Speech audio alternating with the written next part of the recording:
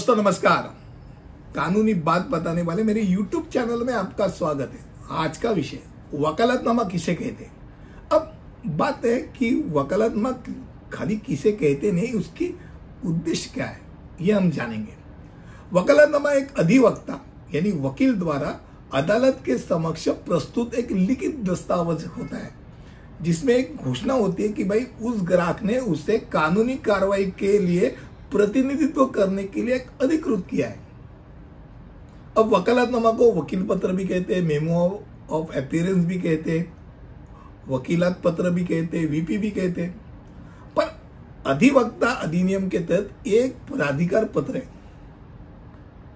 अंग्रेजी में हम ये कह सकते हैं कि एक ग्राहक द्वारा अपने वकील को उसकी ओर से कानूनी कार्रवाई के लिए अदालत में उपस्थित रहने के लिए होने के लिए एक दी गई पावर ऑफ अटर्नी है। अब वकालतनामा पर ग्राहक और वकील दोनों का विधिवत हस्ताक्षर होना चाहिए। कुछ मामलों में गवाहों का हस्ताक्षर भी आवश्यकता होती है। वकील का स्टैंप होना चाहिए, उसका नंबर होना चाहिए। अब दस्तावेज उस अदालत में दायर किया जाता है जहां कानूनी प्रतिनिधित्व की मांग होती है, उसका क्षेत्राधिकार होता है और ऐसे समय में वकालतनामा को उसका शुल्क लगाया जाता, कोर्ट फी लगानी पड़ती है।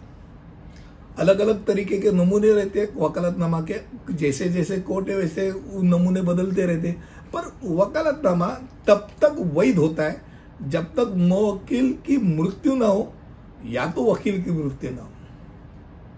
ये तो मृत्यु की बात होगी, पर उसके बावजूद और भी कोई चीज होती है, जैसे ग्राहक न्यायालय के अनुमति से वो वकालतनामा दिया गया वो वापस ले सकता है। वैसे वकील भी किसी ग्राहक ने उसे वकील करके चुना हो तो वो वकालतनामा पीछे ले सकता है न्यायालय की परवानगी से। बहुत बार ऐसे कॉन्फ्लिक्ट ऑफ इंटरेस्ट हो या ग्राहक और उसके बीच में कुछ बनती नहीं और ग्राहक तो उस पर सस्पिशन है, उस पर आरोप के ऊपर आरोप कर रहा है, ये ऐसा है वैसा है, उसने पैसा खाया लगता है, तो भाई वकील बोलते हैं भाई तुझे जो चाहिए वो वकील चुन ले, मुझे छुड़ा दे, मैं नहीं तेरा लड़ूंगा केस। ये हो सकता है। अब ऐसे समय में वो वकालतनामा पीछे लेता है। एक कानूनी व्यवसायी किसी प्रलंबित मामले के अंदर अगर वकालतनामा दाखिल करना चाहता है बीच में, तो होता ऐसा है कि भाई जो वकील ऑन रिकॉर्ड हो उस वकील की उसको परमिशन लेनी पड़ती है, एनओसी लेनी पड़ती है। अगर मान लो किसी वकील ने एनओसी देने से इनकार कर दिया तो न्यायालय की परवानगी से वो अपना वकालतनामा दाखिल कर सकता है। एक क्लाइंट एक से ज्यादा भी वकील चुन सकता है अपने लिए, ये बात भी सही है। अब वकील को वकालतनामा देने का फायदा क्या है? तो भाई कोर्ट के केस में अगर मान लो आप अगर जा नहीं सकते हो तो अपना वकील अगर आपके ओर से जा रहा है तो वो आपको रिप्रेजेंट कर रहा है, यानी आपकी एब्सेंटी नहीं लगती, कोई तो रिप्रेजेंट किया है, वो आपको किसी भी एडवर्स कंडीशन से बचा लेगा। मानो दोनों एब्सेंट है, वकील भी एब्सेंट है, क्लाइंट भी एब्सेंट है, तो भाई आपको पेनल्टी भी लग सकती है।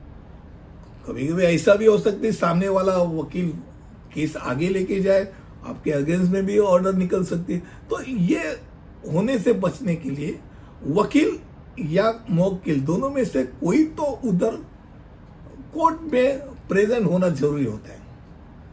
और वकील अगर मुवक्किल नहीं है, वकील प्रेजेंट होने के लिए उसको वकालतनामा की जरूरत होती थी। तो आज का विषय वकालतनामा के बारे में था। मुझे लगता है कम शब्दों में आपके सामने मैंने वकालतनामा क्या होता है, उसका फायदा क्या है ये बताया। अगले वीडियो में ऐसे कुछ लेके आऊंगा, तब तक के लिए अनुमति दीजिए। धन्यवाद।